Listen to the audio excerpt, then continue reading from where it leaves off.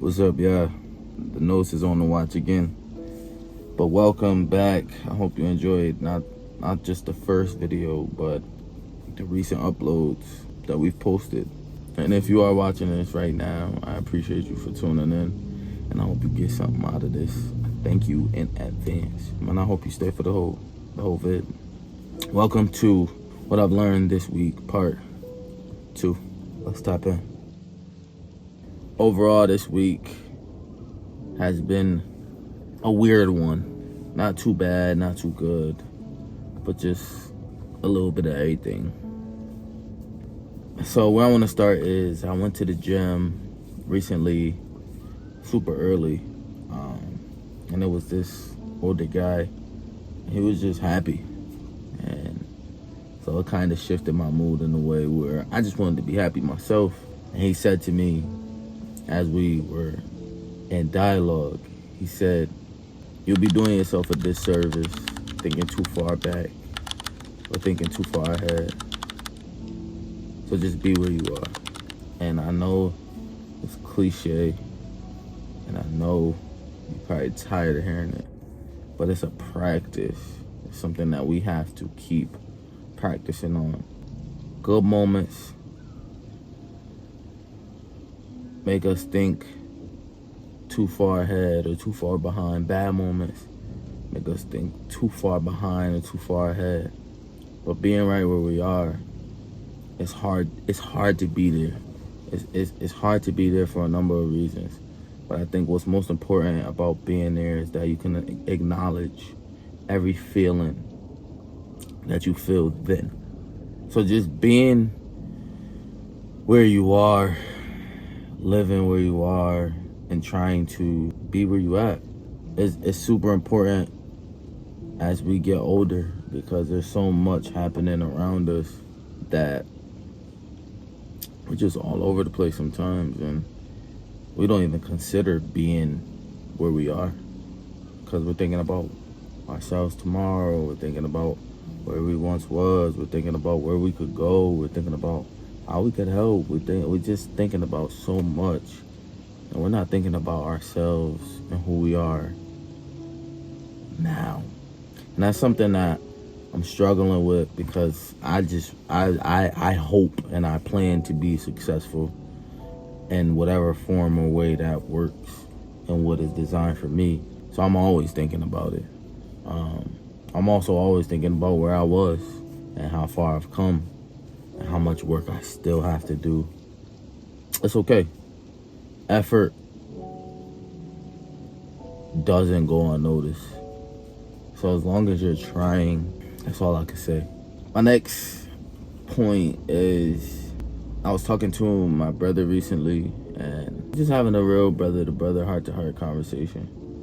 And he mentioned, like, it's just hard trying to be here, but still wanting to do this, and still trying to get the goal done, and still trying to reach the goal, and still trying to form better habits, and still trying to keep the habits going and be consistent within the habits. And I told him, I said, the hardest thing about that is finding new ways to do things. The goal is to still reach the goal. The goal is to still get to where we're going. But I think where we are in life, and this kind of piggybacks being where you are and acknowledging where you are, it allows you to be open-minded. It allows you to find different ways to be creative and trying to still reach the goal. It allows you to remember things that you used to do to help you get to the goal. Find different things that you need, the different tools, different resources to try to get to the goal while still being where you are. And you just gotta find new ways to do things. And that's always the goal, because we're consistently changing. Our mentality is changing. An example is like when Kobe Bryant, I think it was his right hand, he had broke his hand, and he's at the free throw line shooting a left hand free throw. The goal is to never stop. So don't allow yourself or something that you feel is gonna make you stop to make you stop. Find a different way to just keep going. However that looks is however that looks. It could be a left-hand free throw. It could be a left-hand layup. It could be a left-hand dribbling the ball. But working on something and finding ways to still be great is so important, because something is always better than nothing. Slow motion is better than no motion. My next point is, I was having a conversation with someone, and it was a heart-to-heart conversation, and I started to tear up. They started to tear up, and we agreed that the hardest things in life are the things that we can't control. We both were just froze. Death is something that people pass unnoticeably, and we had no idea that it was something that we can't control. We're always focused on the things that are just out of our control, and it's so hard to try to control them because we never really have control over them. So we try our best to prepare, and that's amazing. But we also have to be realistic with ourselves, understand that all we can do is be where we are. And if we don't acknowledge that, we'll never be able to have control over anything, because we're just focused on the wrong things. I just don't want to go through life always focusing on the things that I can't even control. And I want to say this example. I was talking to my coworker. They said, don't work harder, work smarter. And I responded, I wish I could, but I have the energy to work hard, but not the capacity to work smarter. And that kind of blew my mind a little bit. The way we grew up, the way we do things, the way we think is just so different from one to the next. So what we say and what we think is not necessarily wrong, but it's not necessarily right either. And the goal is to try your best to navigate and find a way to do things in the most healthiest way, but to also acknowledge that the things that we can't control, we shouldn't. Oh, I forgot I put this one on the list. I heard the other day, just because you don't use it doesn't mean you don't need it. And the first person I thought was my mom.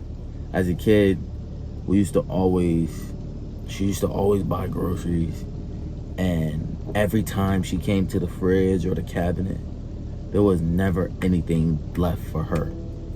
And she always would tell us, just because I'm not going to the cabinet as fast as you, just because I'm not going to the fridge as fast as you, doesn't mean I don't want the drink or don't want the snack. You have to consider that you have to give yourself the room, the grace, to be able to have that time when it's needed. Just because you feel like you don't need it now, just because you feel like you're not gonna need it at all, and you're just so strong, doesn't mean you don't need that space. Doesn't mean you don't need that time. You just don't need it now. And maybe you do, and you're not really acknowledging that. But just because you don't use the grace, or you don't have the grace, or you're not using the space, the safe space, doesn't mean you don't need the safe space. And that really opened my eyes up to a lot. Because just because you don't use it right now doesn't mean you don't need it. And we all need safe spaces, because life is so random and so spontaneous that you just never know when you need it. And it's important to create those safe spaces over time with people, with creativity, with, however that looks for you. Just being able to have that space when it's needed is super important and powerful when needed. This last one is super hard, and it will be a forever practice for me, and I'm sure for us all. The first and the hardest thing that you should change is your mind. When it comes to the gym, it has to be a mental shift. When it comes to doing hard things, it has to be a mental shift. When it comes to understanding something, it has to be a mental shift. But all of it is about experience. And if you don't take that, they say the first step is always the hardest step.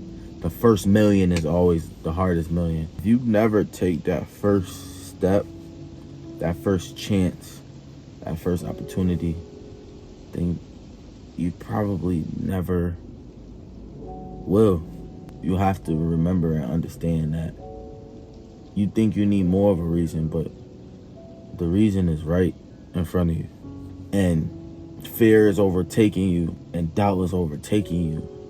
And you're so used to that feeling that you're not even considering the other side. And because the doubt and the fear is so strong, you rather sit with it. You rather sit in it and navigate through the fear and through the doubt, because that's what you've always done. Growing up, it was hard for me and my family. We're all trying to make a difference, make a change, not just in the world, but it starts with in our homes, in our families, in our jobs, in our lives, with ourselves. And if we don't take those steps, there will be no changes. And I forgot homeboy's name, but he said nothing changes if nothing changes.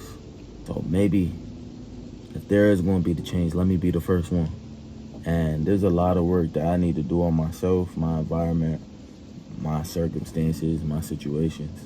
And I'm hoping that on the other side, however long it takes, I'm willing to not only work hard, but work smarter and be where I am, and just understand that I need to control what I can control, and really pray and let God do his part for me, for us, and not get in his way.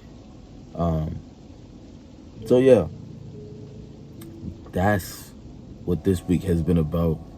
And there's so much more, but I think it's a good spot to stop. I really like these videos already. I can't say. But let me know what you think down in the comment section below. Let me know what you've learned today, tomorrow, this week, however you want to approach it. I would love not only the feedback, but the conversations and the gems that y'all got for me, young, old. It doesn't matter. We all go through something. We've all been through something. So anything that's helpful is important. I appreciate y'all. I love y'all. Make sure I continue to be safe. And I'll see you on the next video. Peace.